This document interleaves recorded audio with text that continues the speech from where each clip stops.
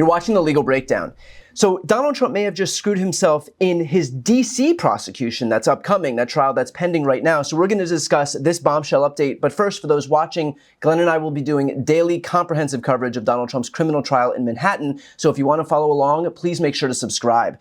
Okay, Glenn, we all know that Donald Trump is contending with violations of his gag order in Manhattan right now. Talk about the implications of that it's going to have on his D.C. prosecution. This totally flew under the radar until I heard you speak about it. Yeah, Brian, there are some direct implications of Donald Trump's criminal contempt that Judge Merchan is about to decide. But then there is one extremely dire collateral consequence that people haven't been talking about. First of all, Judge Juan Merchan at some point soon will decide whether Donald Trump committed the crime of criminal contempt of court by violating the gag order that Judge Merchan issued. It is, I'm going to say, a certainty that Judge Merchan will hold him in contempt, will find him in criminal contempt. For how many violations, we don't know. We're well over a dozen at this point. And the direct consequences to Donald Trump are really twofold. One, he could be subject to up to $1,000 fine per criminal contempt charge. No big deal for Donald Trump. The second, a little bit more dire, he could be jailed for up to 30 days on each criminal contempt charge. I don't think Judge Merchan will do that in his opening salvo. He's likely to find Donald Trump in contempt, fine him, and put him on direct notice. Defendant Trump, one more time. Do it one more time, and I'm going to put you in a jail cell. Maybe for 30 minutes, maybe a day, maybe a week, maybe 30 days. We'll see. He'll put him on direct notice. So in a very real sense, that will be Judge Merchan giving Donald Trump the keys to the jail cell and say, it's up to you, sport, whether you're going to go in or not. But here is even the more dire consequences. Donald Trump is on pretrial release in 4 felony cases. In every one of those cases, and I'll talk about the D.C. case specifically in a minute, in every one of those cases, one of the conditions of release, one of the most important conditions of release set by the judge is you must not commit any state, local, or federal crime while you're on pretrial release. And what people may not know is when Judge Merchan holds Donald Trump in criminal contempt of court, it will be a conviction, I believe a Class E felony under the laws of New York.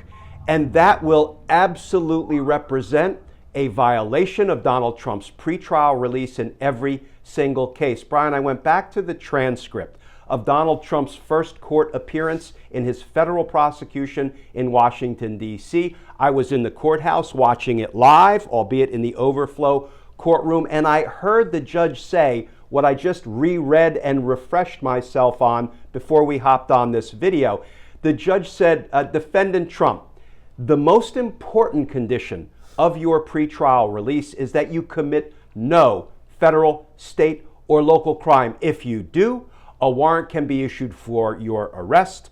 You can be brought before the court, and your pretrial release can be revoked, and you can be jailed pending trial. Do you understand, Defendant Trump? And Donald Trump indicated he understood. That is the same, virtually the same warning that Judge McAfee gave Trump and everybody else in the Georgia case that is at play in the Florida case, albeit being presided over by Judge Aileen Cannon. So I don't hold out much hope that she will, equally apply the rule of law to Donald Trump. And of course, in the New York case. So then the next question becomes, what will happen once he's held in criminal contempt? What will all of these other courts and judges actually do? And I think that's where I want to go directly to the D.C. trial, the D.C. case, and that is for him trying to overturn the results of the 2020 presidential election. That's the case that Judge Tanya Chutkan is presiding over. And here is the interesting and I would say open legal question. I think everybody probably knows that Donald Trump's claim that he has absolute immunity was just argued before the Supreme Court. And his attorney argued that he could literally declare that his political rival was corrupt and order his execution, and that would be an official act of the president for which he would be immune. And I can go on because his attorney also said he could sell our nuclear secrets to our adversaries, and that would be an official act of the president for which he would be immune. He could order the military to stage a coup because he doesn't want to leave office, and Donald Trump's attorney argued to the Supreme Court that would be an official act of the president and he would be immune. But as of right now, this moment, Judge Chutkan's D.C. trial of Donald Trump is on hold. It's on pause. There was a stay entered by the Supreme Court while they take up this absurd absolute immunity claim. So when a trial is paused because it has been appealed, ordinarily the trial court can't do anything in its case. It can't have motions hearings. It can't set upcoming trial dates. So, Judge Chutkan is just treading justice water at this point. However, what she said when the pause was put in place by the Supreme Court, she said, however, defendant Trump, you need to be on notice that I will continue to monitor and have jurisdiction over my gag order that I issued on you that you're laboring under and your pretrial release conditions. Do you understand that? The open question is Judge Chutkan in a legal position to hold him responsible for violating her conditions of release, or would the Supreme Court say, no, if we put a hold in place for one purpose, it's in place for all purposes, and it just doesn't matter at this moment that he may have violated the conditions of release by committing a crime up in New York? That's an open legal question. Frankly, I could take my best guess as to how to answer it, but I can also promise you there is no definitive answer. Well, Glenn, let's say, for example, let's give him the benefit of the doubt and say that that right now Judge Chutkan doesn't have jurisdiction over this question because everything is paused pending the outcome of the Supreme Court, ruling over this question of presidential immunity. Let's say ultimately they rule against Donald Trump and the case does proceed in D.C. Would her first act be to then look at Donald Trump's violation of the gag order and be able to rule on that then?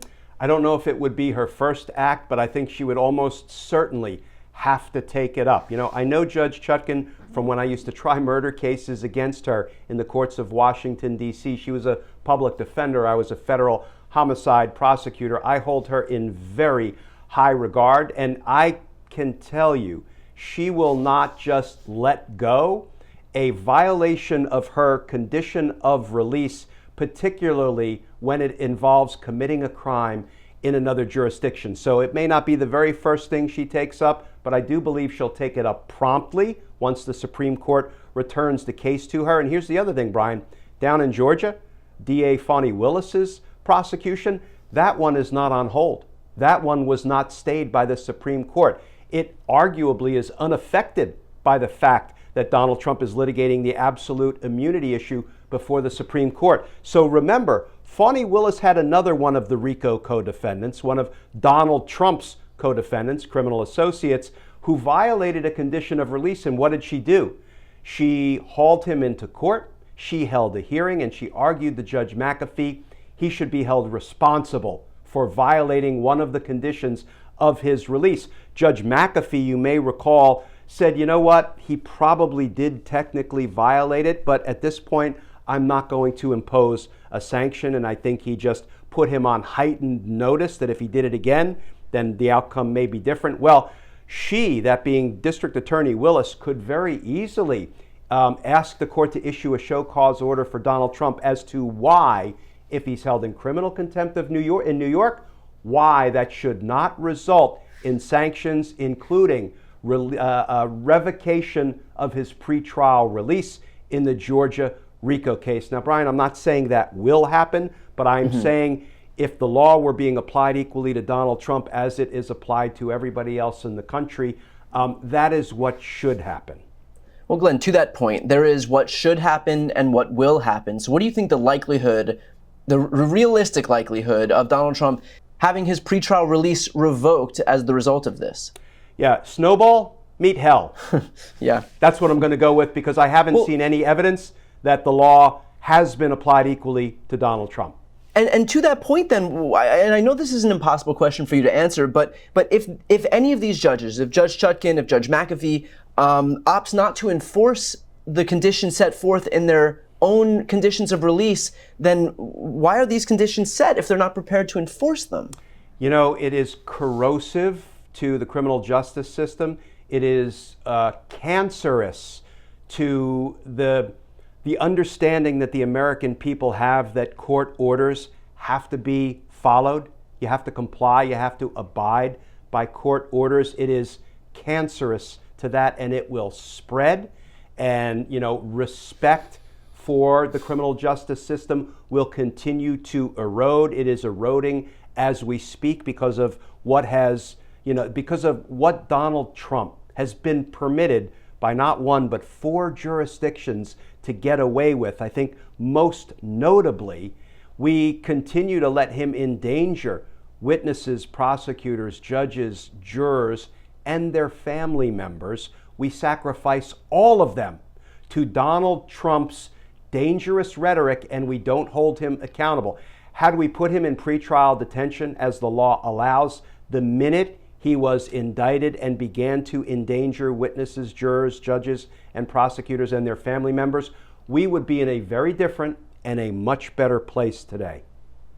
Well, obviously that is the importance of having people like you speak out about this stuff, because you've said it before, but pressure burst pipes. It's important to continue getting this out into the ether, making sure that people hear this kind of stuff, because, you know, the more that Donald Trump can operate kind of in darkness, the more he'll be able to operate with impunity, as he has thus far. So we'll continue covering this stuff as much as we can. For those watching right now, if you want to follow along with our daily comprehensive coverage of this Manhattan trial, as well as his other prosecutions, please make sure to subscribe. The links to both of our channels are right here on this screen. I'm Brian Tyler Cohen. And I'm Glenn Kirshner. You're watching The Legal Breakdown.